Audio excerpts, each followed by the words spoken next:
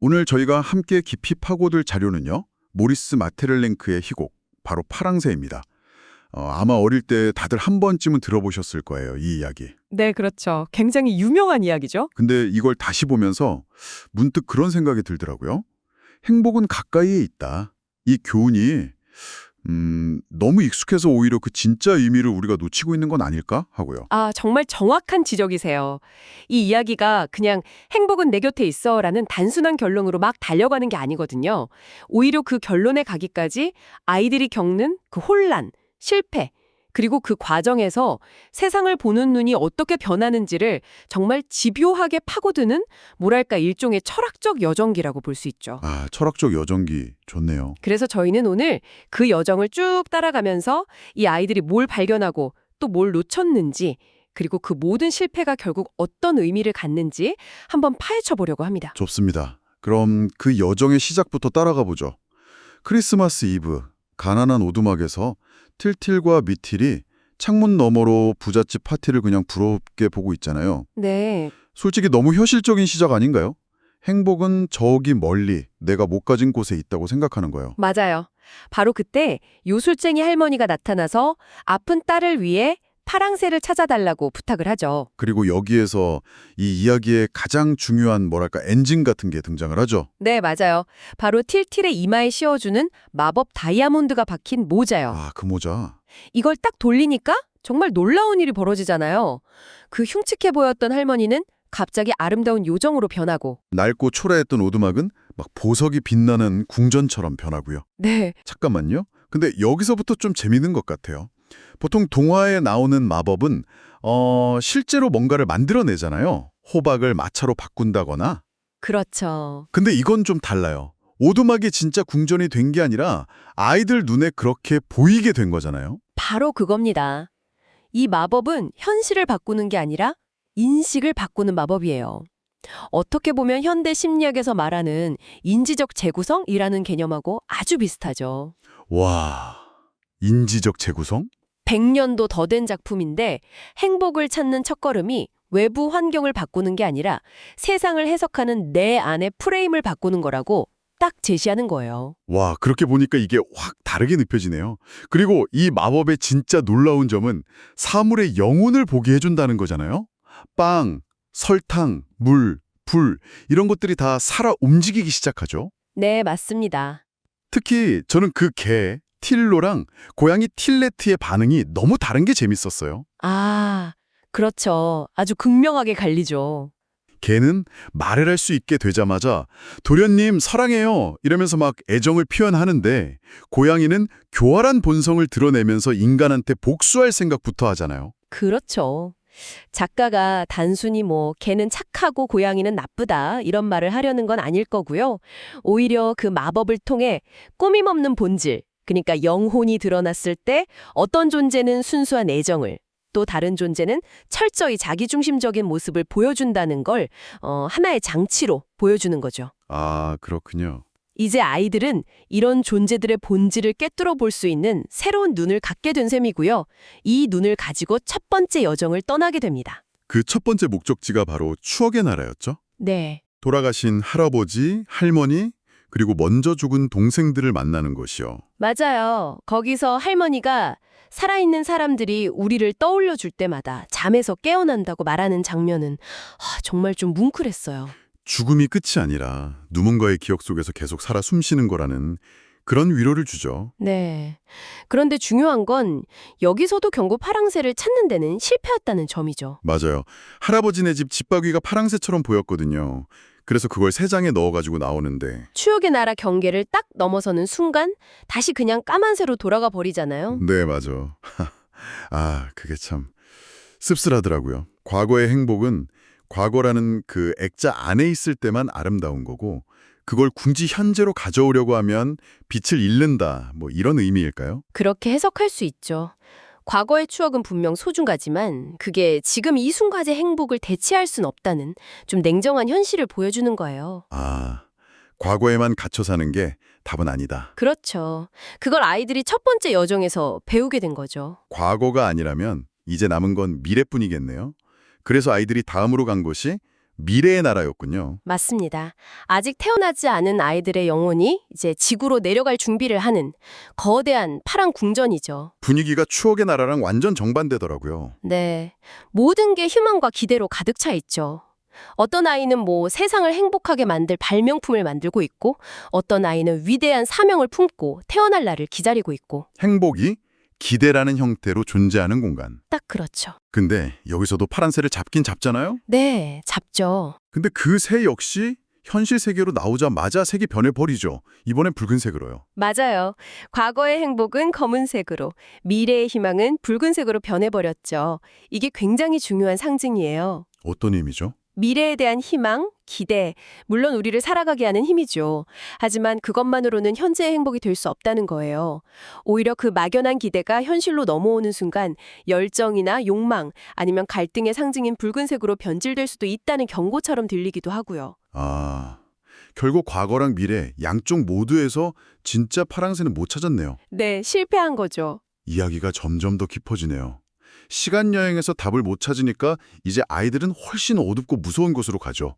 밤의 궁전이요. 맞아요. 여긴 분위기부터가 이전이랑 완전 달라요.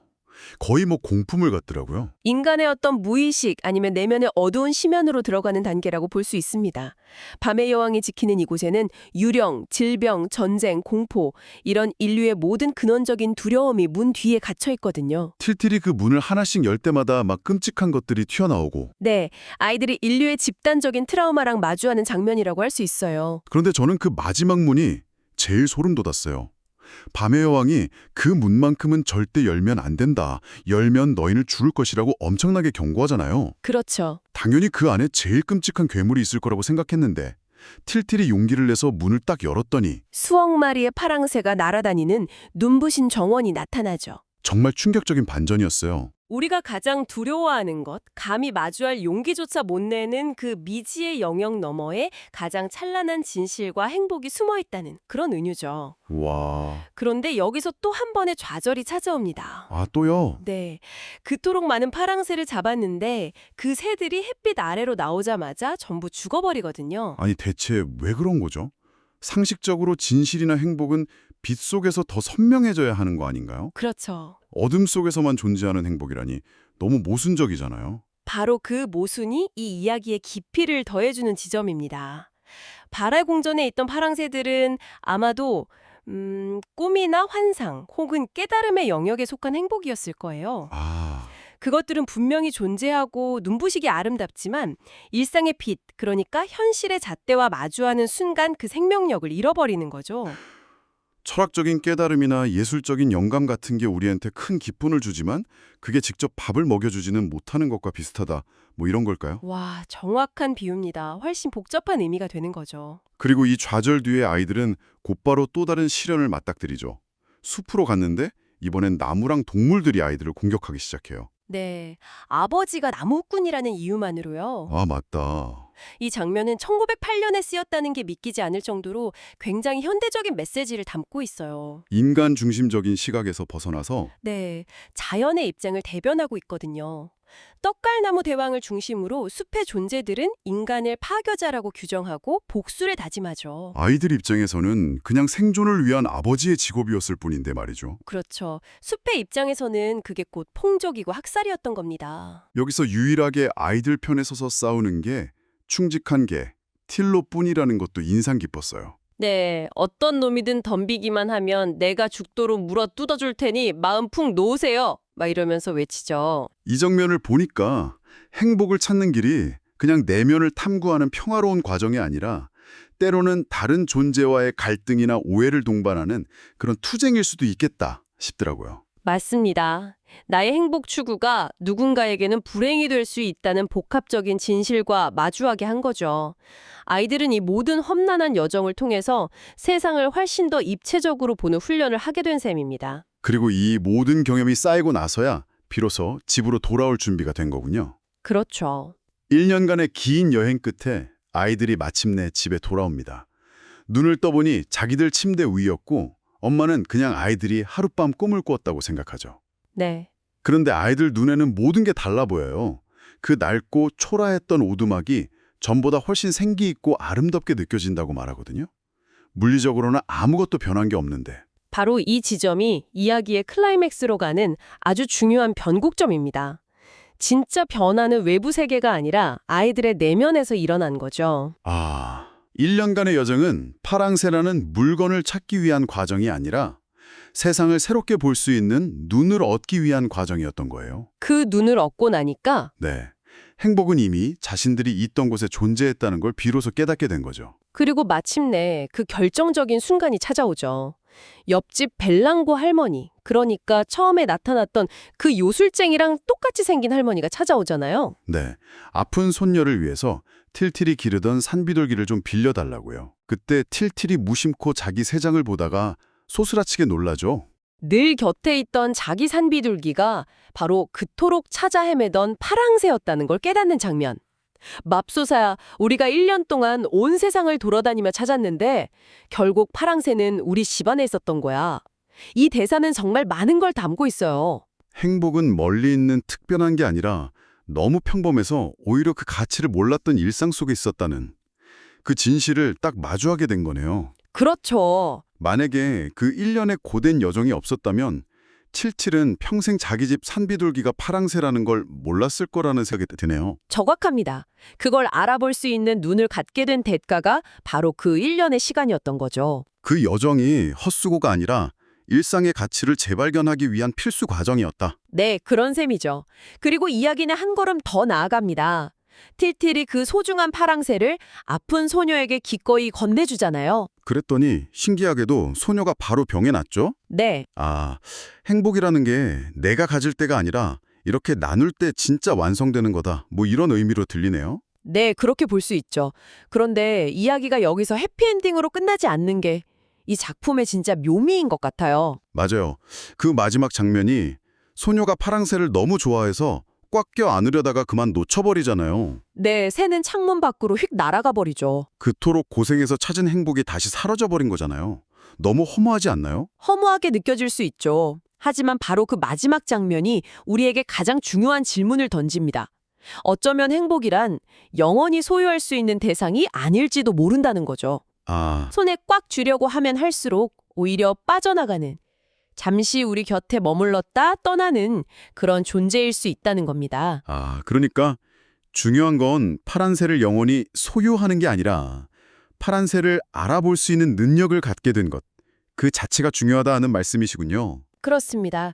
아이들은 이제 파랑새가 어디에 있는지 알게 됐잖아요. 네. 비록 지금은 날아가 버렸지만 또 다른 파랑새가 일상 속 어딘가에 숨어 있다는 걸, 그리고 자신들은 그걸 알아볼 수 있는 눈을 가졌다는 걸 알게 된 거죠. 그 경험과 깨달음이야말로 진짜 사라지지 않는 행복의 본질일 겁니다. 이야기는 이렇게 끝을 맺습니다. 혹시 파랑새를 발견하면 틸틸과 미틸이 행복해질 수 있도록 꼭 돌려주세요. 라고요. 처음에는 그냥 동화적인 마무리라고 생각했는데 지금 다시 생각해보니 이 마지막 말이 우리 모두에게 던지는 질문처럼 들리네요. 네, 그렇죠. 당신의 일상 속 파랑새를 찾아보라는, 그리고 찾았다면 그것을 나누라는 작가의 초대장처럼요. 어쩌면 이 이야기는 행복을 찾는 방법이 아니라 이미 와 있는 행복을 알아보는 방법에 대한 이야기였을지도 모르겠습니다. 여러분의 파랑새는 지금 어디에, 어떤 모습으로 숨어 있을까요?